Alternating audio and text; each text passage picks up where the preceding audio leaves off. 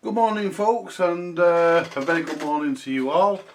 Well, this is the Bush SRP 31C record player that Stephen Sylvester had supposed to have serviced, and obviously he's not a very good service technician, and I believe he works for Preston Council.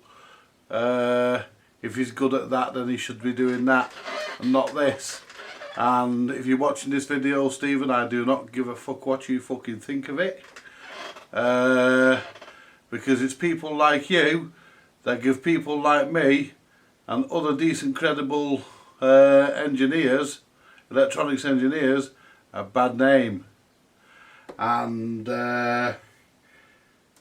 you know, get out of the electronics business because you're no good at it, and stick to harassing people in restaurants, because I believe you work for Trading Standards. And after what you did to this guy who owns this, you should be investigating your fucking self, mate. I've told him to demand all his money back that he's paid you, because I doubt you've done the other record players properly as well. I would love to check them. In fact, when he gets back from his business, when he comes to collect this, I'll have a word with him about possibly looking at them, and you know, then I can badmouth you some more. But it's true. It's people like you that give us a bad name, decent engineers. Anyway, this is how it should be serviced. This is how it should work, should I say, after it's been serviced correctly. Anyway, let's go for my test record that I always play. I won't play the first track on the record.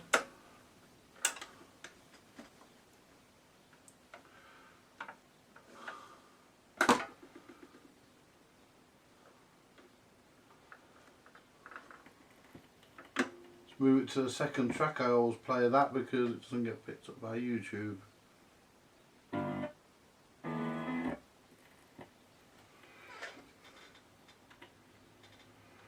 There we go.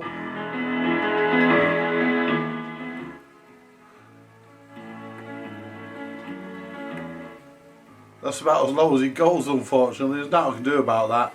I think that's changing the value of the potentiometer. But that's no problem.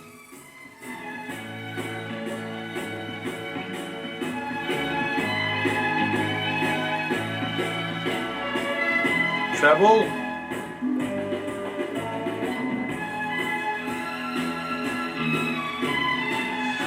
Bass.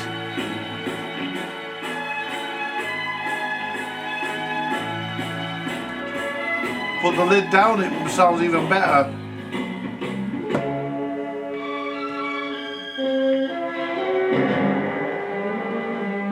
This record's a bit scratchy now, folks, because it is a test record.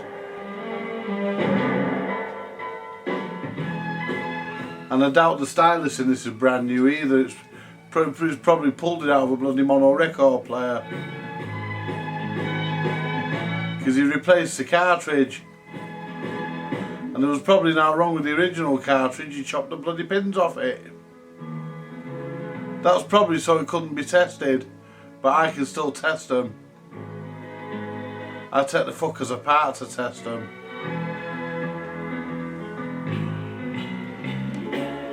There we go.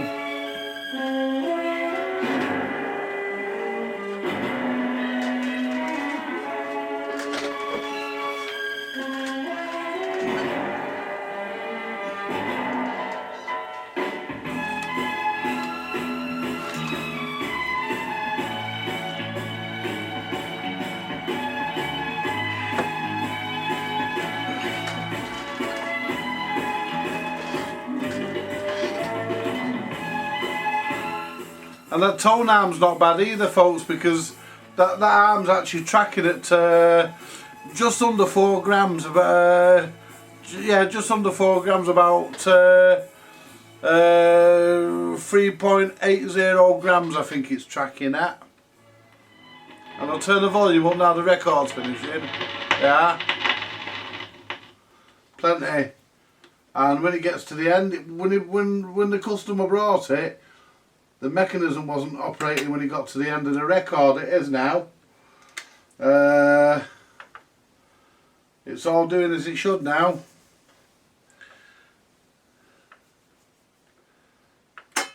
I mean, this lumphead who's supposed to have serviced this, he even put, are you ready for this? He even put grease on top of screw heads. You know, why put grease on top of screw heads? It's like he just threw the grease at it. You know, got it on a brush and you know, went all over it, rather than putting it where it should be. Anyway, it's all been re-cleaned and re-lubed. The bearings, as you know, were missing, apart from one of them.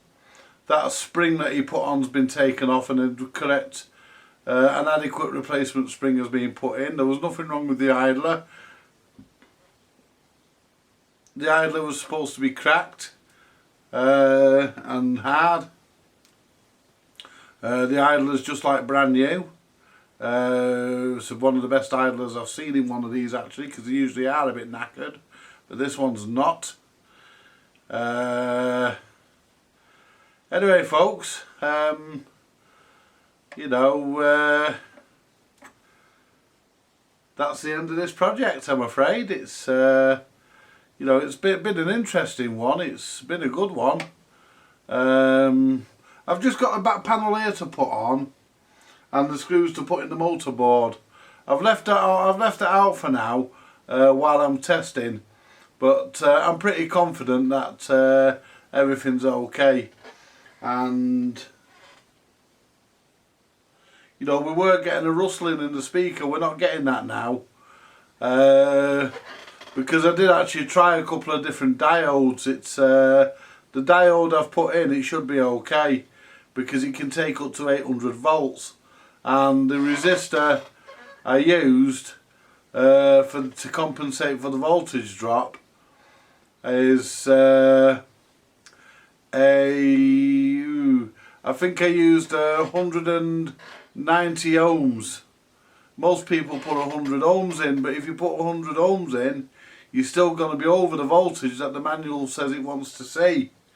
So you know, you know, so I've put a 200 in, and that puts the voltage at 226 as well when it first comes on. And it's once it starts to conduct, it all drops off, and it drops off and sort of stabilises at between 226 and 225. So it's, you know, it stabilises around about there, and you know, that's, I think to be honest, I think that's adequate. I think that's acceptable. Given the accuracy of the meters of the day. I mean, the meters were accurate, but they weren't as accurate as the digital meters we've got now. I mean, things have moved on, we've come a long way. I've got to take the front back off again. I'm not going to do anything with this grill. I was talking to young George earlier, and young George said that he would have straightened the grill out, but I'm not going to. And the reason why I'm not going to, George, is because the rest of the record player, really, it's not as nice example. It's a nice example, but it's not as nice as some of them I've seen. I mean, I remember this years ago. I remember this because I sold this very record player to somebody. I know, because I know the scuffs that are on the lid. I recognise them. So I've actually owned this before. But the last time I had it, I didn't change the rectifier. There was no need. I can't remember what it came in with. I think it had a dead cartridge or something stupid. There was something not right, and but it wasn't the rectifier, so I never changed it because the voltages were bang on. But obviously it's coming this time. But it didn't need to come in. If the guy who claimed he serviced it, and I say claimed, if the guy who claimed he serviced, all he did was put new capacitors in. And as Shango 69's always saying, Shango 069, sorry, as he's always saying, capacitor, and he's right, capacitors I'm not a magical cure. You know, it's not always a capacitor that's the problem. I mean, sometimes it is. I mean, and why did he take the original filter capacitor out? Was it gone? You know, or did he just change it because he had some cheap Japanese capacitors knocking about? Because he has put cheap capacitors in. But I've been over his work, and there's, you know, and there was a couple of wires I wasn't happy with, and I've redone them, and you know, but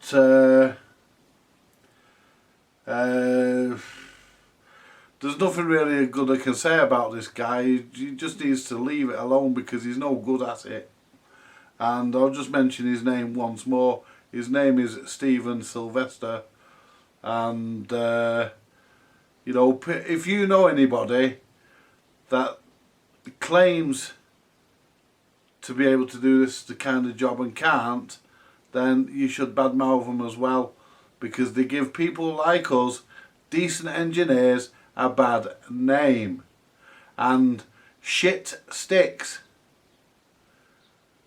So there we go, folks. Anyway, that's the end of this. Oh, I'll just let you, you know, it wouldn't be me, would it, if I didn't let you hear a 45.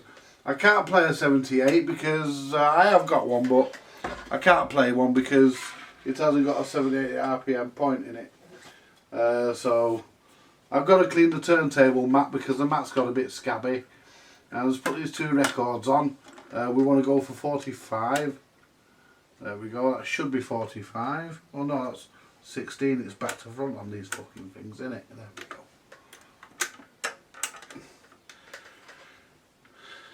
I won't let these play all the way through because, there we go. There we go, look at that.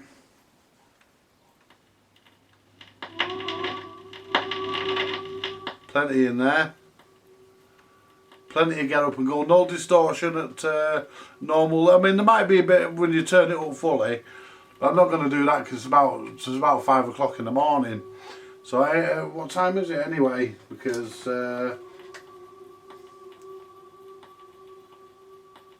o'clock. Yeah, I weren't far wrong. Well, almost. It's 54. It's 5 to 5 in the morning.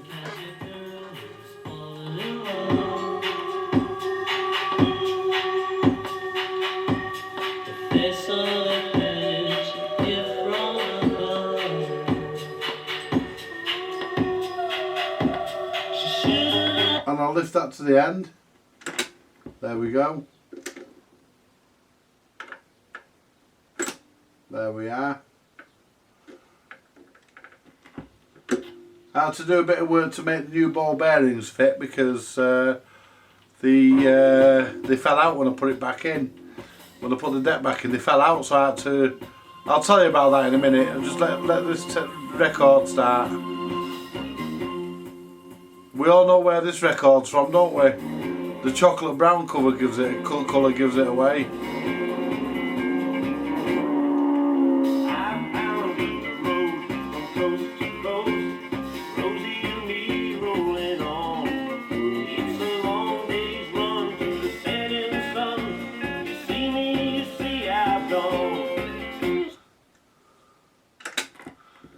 And there we go.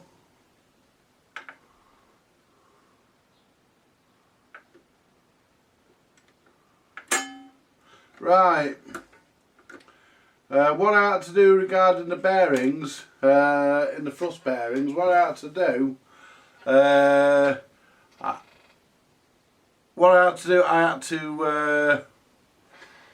had to ream her out with a small drill bit. I had to enlarge the holes in the bearing carrier so that the so that the bearings so that the bearings would actually fit in properly and sitting there snug without falling out. Anyway, I did that, and because I didn't have any bearings the right size, so I had to use what I've got. And I've already quoted the fella a price on this, and I don't want to start saying to him, look, you know, well, I've had to get this and I've had to get that, so you've got to give me this, because that's not fair to do that. when you agree a price, you agree a price. And basically, unless it's a safety critical item, if it's a safety critical item, then I would fit it. I would fit I would fit brand new, like for like, and if it was possible to obtain, or I'd fit a modern equivalent, and I would then just say, look, I've had to buy this, you know, and I know we agreed, but you know, for the sake of a couple of bearings, I'm not going to, well, for the sake of 5 bearings, I'm not going to do that, because I don't believe in doing that. I pride myself on my honesty, my integrity. I believe, you know, I like to think my integrity is beyond a question, and you know, what I do, what I say I've done, and I never ever lie about anything. There's no point. Anyway, anyway, I had some bearings knocking about, so I put some in, and the turntable runs lovely and free. It runs at the right speed. It's got a new spring on the idler arm. It's you know, the play weight's been adjusted accordingly. You know, it's ready for him to enjoy. I think he's, you know, I think he's taking this one somewhere else. You know, I think he goes to Holland. He's taking this one there. I think one of them anyway, because he owns 2 of these, and he said when he put them side by side, he could really hear the difference between this one and the one he's currently got. And you know, he said they were like chalk and cheese. Well, they would be. This one was only getting, the rectifier was only making 25 volts. You can't drive a valve amp with 25 volts. Your 25 volts will only just manage a transistor amp. So you know, you're not going to do the job with 25 volts. So anyway, it's been done, and hopefully it'll last him, well, we like to think that things will last a lifetime. They never do, but let's hope it does. And it's ready for him to collect and take home and enjoy. And this video has now come to an end, and I'm rabbiting on about nothing. Some of you probably switched off about 5 minutes ago, but some of you are probably still listening just in case something interesting happens. And thank you very much for watching, folks, and more to come later, as they say. Bye for now. Right, where's the remote? There it is.